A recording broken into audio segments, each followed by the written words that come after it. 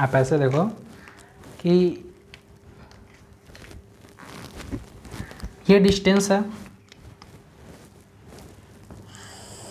Right. इसको हम dioptre में चेंज करते हैं। अगर ये 1 मीटर है मतलब 100 सेंटीमीटर है, सपोज ये 1/4 है यानी 25 सेंटीमीटर है, ये 1/2 है मतलब 50 सेंटीमीटर है। फिर यहाँ पे 75 ले लेते हैं हम, फिर यहाँ पे 30 ले लेते हैं हम। तो ये सब सेंटीमीटर में है और ये सब नीचे मीटर में रखें, और इधर आएंगे तो इंच में आ जाएगा फिर, ठीक है। अगर इस बात को हम डायप्टर में देखें तो क्या फाइंड आउट होगा,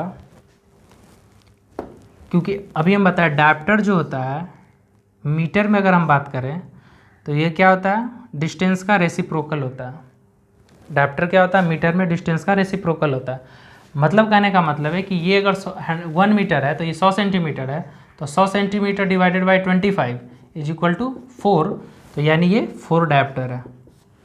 4 डायप्टर का क्या सेंस है, 4 डायप्टर का सेंस है कि अगर लाइट सोर्स यहाँ है और यहाँ पे अगर 25 सेंटीमीटर मेरे को 25 सेंटीमीटर के डिस्टेंस से मेरे को लाइट को अगर बेंड करवानी है तो मेरे को 4 डायप्ट्रिक पावर का लेंस यहाँ पे देना होगा, जिससे लाइट यहीं पे जाके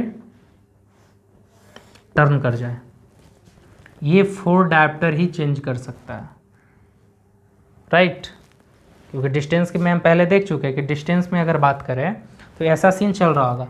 ये फिर 50 है तो फिर 50 है तो ये 100 सेंटीमीटर है, तो मीटर के सेंस में ये रेसिप्रोकल था डायप्टर। तो अगर डायप्टर निकालना है तो 100 divided by 50 is equal to 2, यानी 2 डायप्टर चाहिए यहाँ पे। अगर इस डिस्टेंस पे यानी सोर्स से मेरे को 50 सेंटीमीटर या हाफ मीटर के डिस्टेंस पे लाइट को अगर बेंड करवानी है तो मेरे को 2 डायप्टर का लेंस चाहिए। 30 के सेंस में अगर हम देखें तो ये कितना आ जाएगा, 3.33, यानी 3.33 डायप्टर का लेंस चाहिए इस डिस्टेंस पे बेंड करने के लिए। तो ये फाइंड आउट, अगर फिर हम यहाँ चले जाएं तो यहाँ पर फिर सेम ही है। अगर यहाँ 50 है 2 डायप्टर है तो यहाँ पे 1.5 डायप्टर है 66 के आसपास। फिर 77 80 के आसपास हम देखें तो कहीं ना कहीं ये फाइंड आउट हो रहा है कि ये डिस्टेंस ज़्यादा है, डायप्टर ज़्यादा चाहिए। ये डिस्टेंस इसके बराबर ही है बट डायप्टर कम हो रहा है। कहीं ना कहीं इसको हम दूसरे वर्ड में ये बोले कि ये डिस्टेंस अगर बढ़ता जा रहा है मतलब इन्फिनिटिव की तरफ जा रहा है। तो इन्फिनिटिव की तरफ अगर हम चले जा रहे हैं तो मतलब डायप्ट्रिक पावर जो है इसका वैल्यू कम होता जा रहा है। लार्ज गैप में भी डायप्ट्रिक वैल्यू बिल्कुल कम डिफरेंस शो कर रहा है, बट पास आने से कम डिस्टेंस में डायप्ट्रिक वैल्यू का ज़्यादा डिफरेंस आ रहा है। ये इस पॉइंट का कंक्लूजन है, राइट। तो अगर हम इस बात को ऐसे देखें कि सपोज कोई आई है,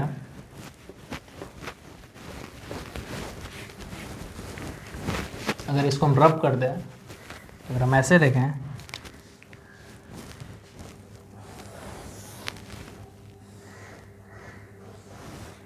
ये आई है, ये आई है, राइट। अब इस आई को अगर हम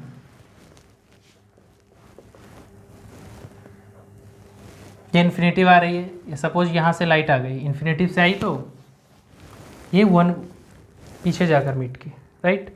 कितना मीट की ये तो फाइंड आउट करना है हमें। तो कितना डायप्टर पीछे मीट की मतलब इस पर हम डायप्ट्रिक पावर तो रखेंगे,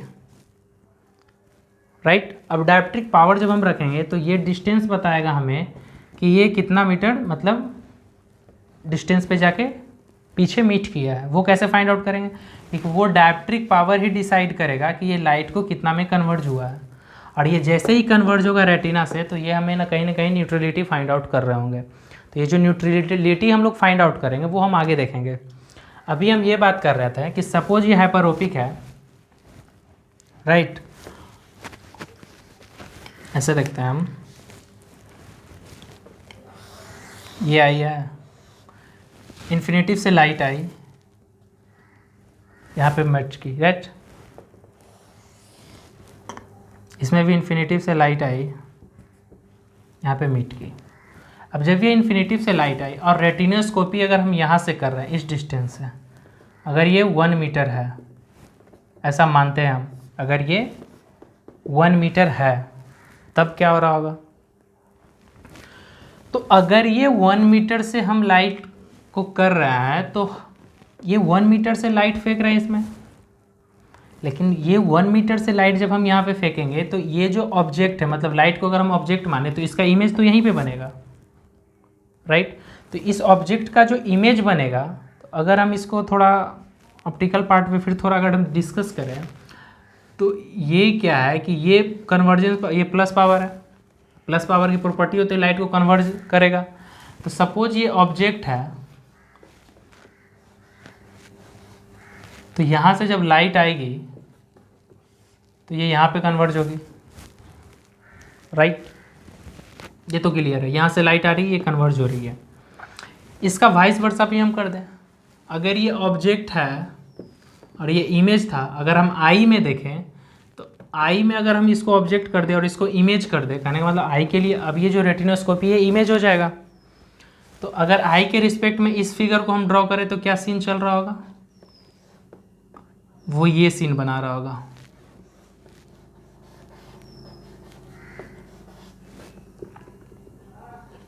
और ये ऑब्जेक्ट होगा यहाँ पे आई में, राइट। इसका वाइस वर्सा आई के रिस्पेक्ट में चल रहा होगा, तभी तो ब्रेन इसको फिर प्रोसेसिंग करेगी और फिर इसको इरेक्ट इमेज बना रही होगी कहीं ना कहीं, राइट। ये सीन चल रहा था। अगर हम यही बात यहाँ पर देखें तो जो इन्फिनिटिव से लाइट आ रही है, अब तो अगर हम यहाँ पे रेटिनोस्कोपी बैठकर कर रहे हैं, ये प्लेन है, अगर 1 मीटर डिस्टेंस से हम कर रहे हैं तो ये लाइट को मेरे को रेटिनोस्कोपिक प्लेन पे कंजुगेट करवाना पड़ेगा, या यहाँ पे कंजुगेट हो रहा होगा। तो ये इन्फिनिटिव से लाइट जब यहाँ पे कंजुगेट हो रहा होगा इस रेटिनोस्कोपी प्लेन पे, तो कहीं ना कहीं ये यहाँ पे विथ मूवमेंट दे रहा होगा, तभी तो ये विथ मूवमेंट देगा। अगर ये रेटिनोस्कोपी प्लेन से नहीं कॉन्साइड कर रहा है, सपोज अगर ये कॉन्साइड नहीं कर पा रहा है, तो दो बातें हो सकती है, ना तो ये ज़्यादा कन्वर्ज है, मतलब ज़्यादा इसका focal point in front of retina है, राइट, या फिर ऐसा भी हो सकता है कि इसका जो फोकल पॉइंट है वो ये जो इसकी वजह से ज़्यादा विथ दे रहा होगा। अगर ये बात नहीं समझ पा रहे हो तो फिर ऐसे समझो, सपोज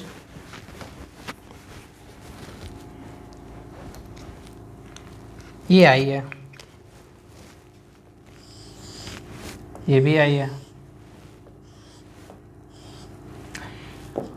ये 1 डायप्टर हाइपरोपिक है, राइट। ये रेटिनोस्कोपिक प्लेन है 1 मीटर पे, ये मायोपिक है, राइट। ये भी 1 मीटर पे है, ये भी 1 डायप्टर है, ये +1 डायप्टर, ये -1 डायप्टर। तो 1 डायप्टर डिस्टेंस पे अगर हम इसका देखें तो इसमें ये कहानी चल रहा है, मतलब ये कि ये तो कहीं ना कहीं इन्फिनिटी से जो लाइट आया ये बियॉन्ड रेटिना की वजह से जो मीट कर रहा होगा यहाँ पे, तो ये कहीं ना कहीं इसी प्लेन पे शो कर रहा होगा, तो जिसकी वजह से ये विथ मूवमेंट शो करेगा, और ये इस मूवमेंट में ही सिर्फ विथ शो करेगा। अदरवाइज यहाँ पर अगर हम देखें तो ये इतना दूर में ये विथ शो करेगा और इसमें ये अगेंस्ट शो करेगा। क्यों करेगा वो देखते हैं, क्योंकि ये डायप्टर को अगर हम डिस्टेंस में कन्वर्ट किए थे जब, तो देखे थे 1 dioptre is equal to 1 metre, तो ये 1 मीटर प्लेन पे बैठा है।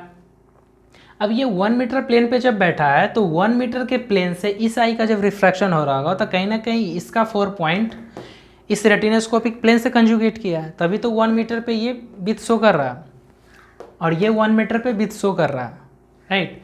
अब बात आती है कि ये अगेंस्ट भी शो कर सकता है, बिल्कुल करेगा। जैसे ही, यही तो रेटिनोस्कोपी का खासियत है कि जैसे ही ये पार्ट थोड़ा सा अगर ये आगे की तरफ मूव करे या थोड़ा पीछे चला जाए, मतलब 1 मीटर से थोड़ा पीछे जाएगा, तो अगर सपोज हम ऐसे देखें कि ये थोड़ा सा अगर स्लाइटली अवे गया इस रेटिनोस्कोपिक प्लेन से, तो जैसे ही ये अवे जाएगा वैसे ही क्या होगा, ये लाइट अगेंस्ट मूवमेंट शो करेगा।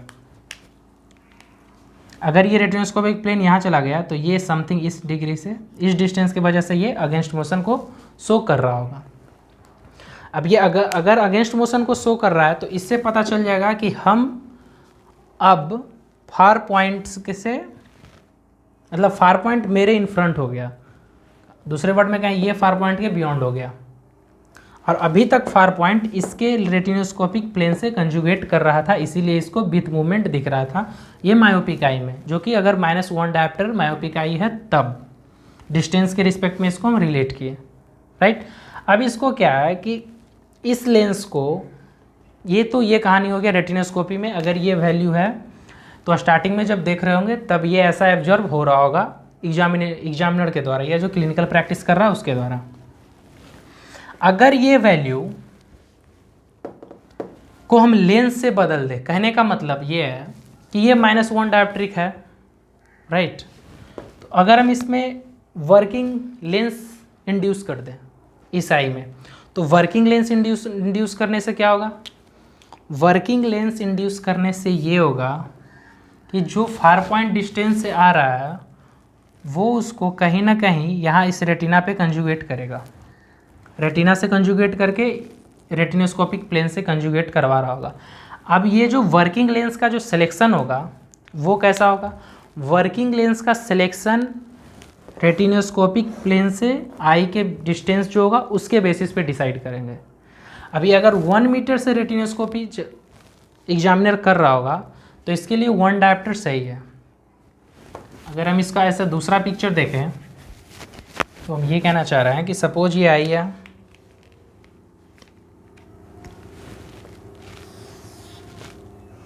ये आई है, वर्किंग लेंस प्लेस किए हैं, राइट, 1 डायप्टर का,